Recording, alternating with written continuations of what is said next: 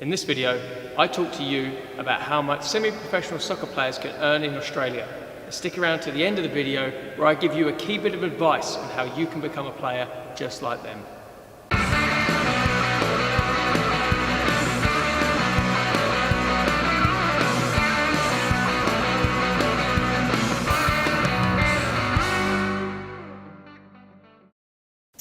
Hi everyone, I'm Elliot, founder of PLAYR Global, where our mission is to create a community that educates, inspires and supports players and coaches from across the globe. Now before I talk figures with you, it's probably best I very briefly explain the structure of soccer in Australia. Now the top tier, Tier 1, the professional league, that's called the A-League. Whoa! Oh my! So yes, still he goes on, looking for Barissa! Oh my word!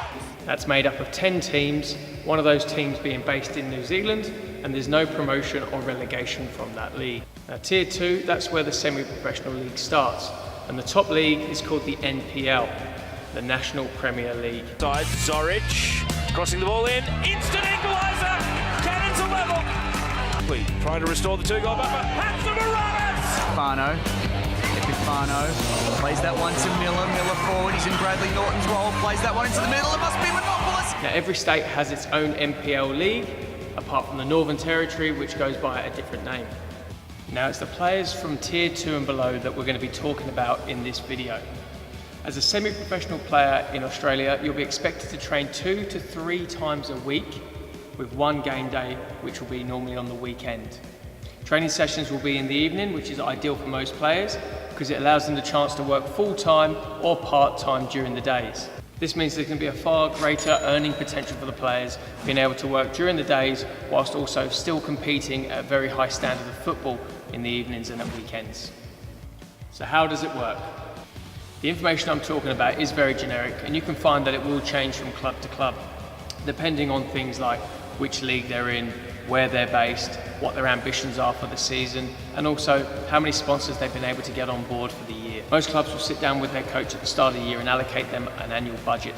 It's the coach's job to take this budget away, usually split it up by the number of rounds there are in the season, which tells them what they can afford week by week.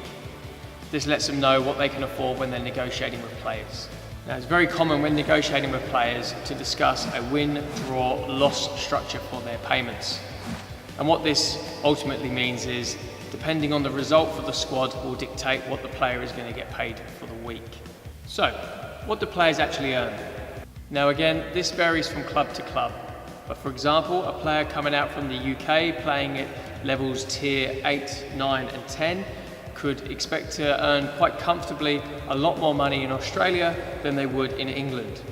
Semi-professional footballers in Australia are known to pick up anywhere from $100 per week to $1,500 per week. Now obviously you need to have a proven track record if you want to be earning the money at the top end of that range. Clubs aren't just going to throw their money away, give it to players they don't know anything about. And there's a few factors to come into that decision that clubs make. Things like your age, your experience, your reputation, your track record. Also, if you're an overseas or interstate player, some of the clubs do include housing as part of the package, so it's definitely worth bringing that up in your negotiations. Now what's important to remember if you're new to the state or to the country is that you may have one value in your head whilst the club have a completely different valuation of you. Now you need to be realistic, and as good as you think you are, you need to remember that big money deals aren't going to come their way until you've proven yourself.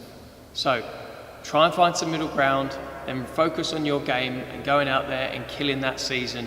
This puts you into a better position to renegotiate for a higher salary the following year. Now I hope you found this bit of information useful, whether you're looking to move abroad and play in Australia, or maybe you're just breaking into the senior game. Either way, I hope you found this bit of information helpful.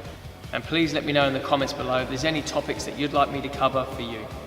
Thanks for sticking around to the end of the video. As promised at the beginning, I'm now going to tell you how you can become a semi-professional soccer player in Australia. PLAYR Global is an online scouting network with a heavy focus on working with Australian soccer coaches and soccer clubs. At the time of releasing this video, we're giving away a free subscription to that platform. All you need to do is go to www.playerwayglobal.com and subscribe to our pre-launch list. Link is in the description below. Thank you guys very much for watching. See you in the next video.